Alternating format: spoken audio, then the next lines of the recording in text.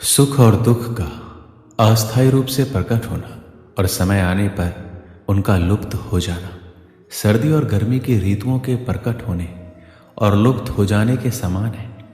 हे भारत के वंशज, किसी को परेशान हुए बिना उन्हें सहन करना सीखना चाहिए। सुख और दुख हर किसी के लिए नियति है। यदि आप आज खुश हैं तो निश्चित रहें कि संकट आएगा, और यदि आप आज खराब स्थिति में हैं तो निश्चित रहें कि कल सूरज उगेगा।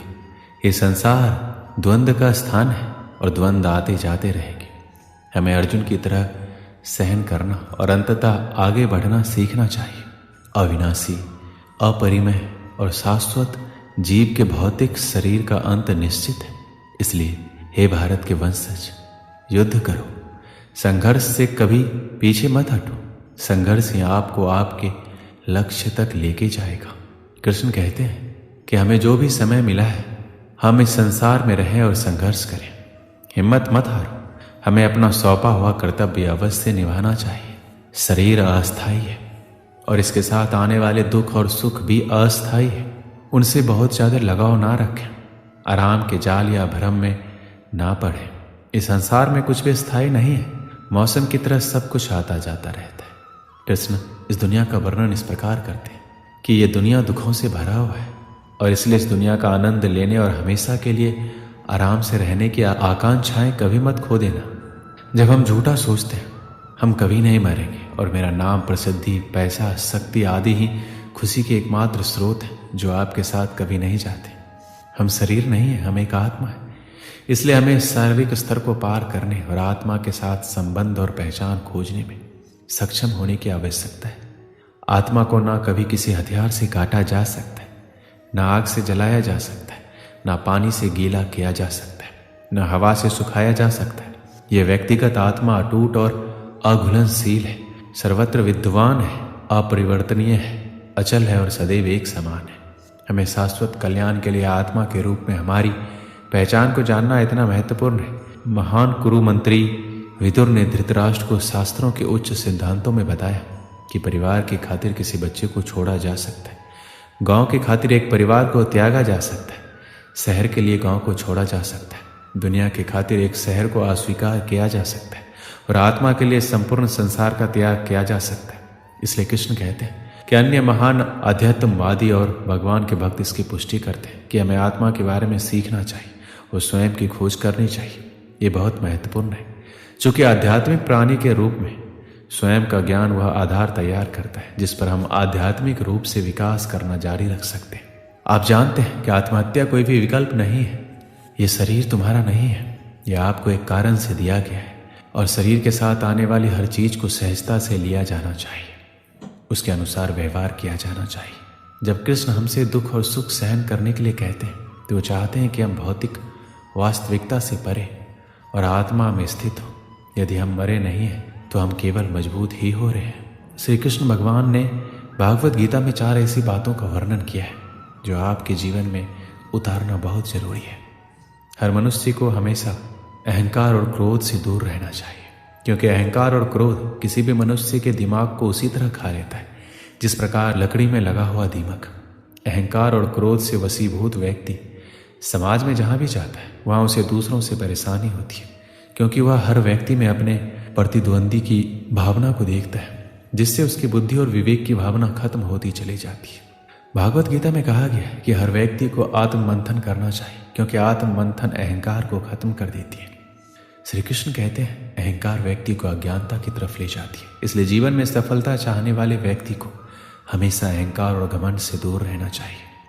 श्री कृष्ण कहते हैं मनुष्य के निर्माण उसके विचारों से ही होता है, और मनुष्य जैसा सोचता है वैसा ही बन जाता है। इसलिए हर मनुष्य को हमेशा सकारात्मक और अच्छी सोचों के साथ अपना जीवन बिताना चाहिए।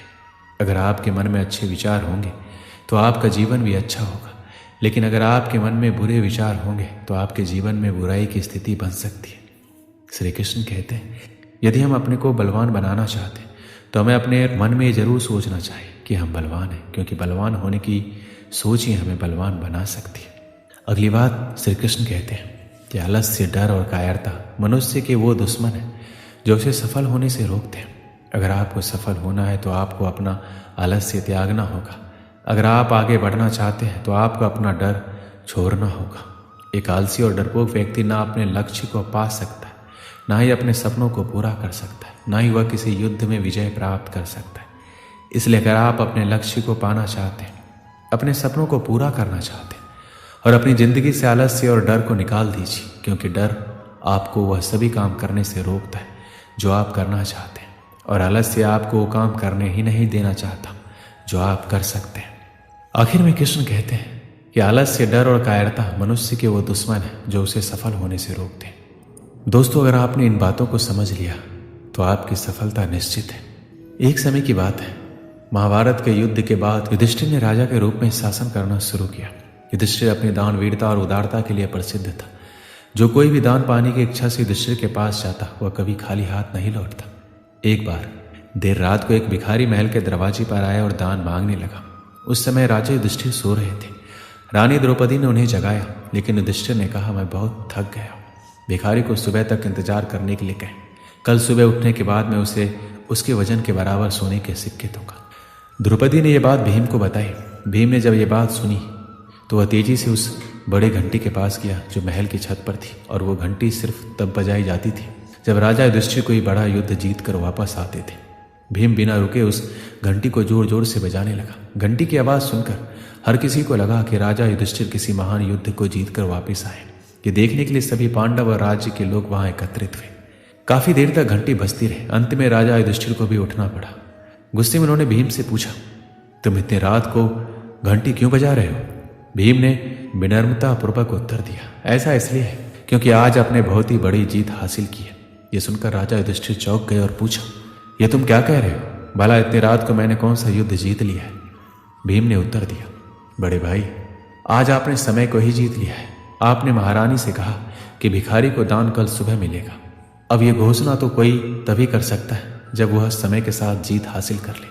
क्या आपको यकीन है कि कल सुबह तक आप दान देने के लिए जीवित रहेंगे, या फिर ये भिखारी से प्राप्त करने के लिए जीवित रहेगा? यह सुनकर युधिष्ठिर को भीम की बात का एहसास हुआ। उन्होंने तुरंत उस भिखारी को अंदर बुलाया और उसे दान दे दिया। हम सभी के पास समय सीमित होता है, कोई नहीं जानता आने वाले कल में क्या होगा। इसलिए जो काम आप आज और अभी कर सकते हैं उसे कभी आने वाले कल के लिए बचा के ना रखें, क्योंकि कल कभी नहीं आता। हमारी जिंदगी हमारे आज से ही चलती है। अगर जिंदगी को बेहतर तरीके से जीना है तो हमेशा आज में जिए। कल क्या होगा इस बारे में ज़्यादा ना सोचें, क्योंकि खुशियाँ आपका आज आपको देगा। हो सकता है वो खुशियाँ कल आ ही ना पाए। इसलिए कल की टेंशन ना लेकर अपनी लाइफ को एंजॉय करें, क्योंकि ये समय अगर चला गया तो फिर कभी वापस लौट कर नहीं आएगा। जो लोग समय की वैल्यू नहीं समझते वो अक्सर आज का काम कल पर टाल देते हैं, फिर चाहे वो काम कितना भी जरूरी क्यों ना हो। ऐसे लोग खुद का समय तो बर्बाद करते हैं और साथ ही वो दूसरों का समय भी बर्बाद करते हैं। कोई भी काम चाहे वो बहुत ज़रूरी हो या ना हो, लेकिन अगर वो काम अगर आप आज कर सकते हैं तो उसे कभी कल पर ना टालें। काम को टालते रहने की आदत कई बार हमारे लिए और साथ दूसरों के लिए भी मुसीबत बन जाती है। समय का सदुपयोग करना हम सभी के लिए बहुत ज़रूरी है। बर्बाद हुआ समय कभी लौट कर वापस नहीं आता। जो काम सही समय पर हो सकता है उसे करने में कभी देरी ना करें। हर किसी के पास सिर्फ 24 घंटे ही हैं। बस ये हम पर डिपेंड करता है कि हम इन 24 घंटों को किस तरह से बिताना है। और जितना हो सके अपने समय का ध्यान रखें, और जितना हो सके समय रहते सारे कामों को पूरा करें, ताकि आपके पास ज़िंदगी को जीने का भी वक्त रहे। दोस्तों, इस वीडियो में बस इतना ही। मिलते हैं अगली वीडियो में। अपना ख्याल रखिएगा। जय श्री कृष्ण।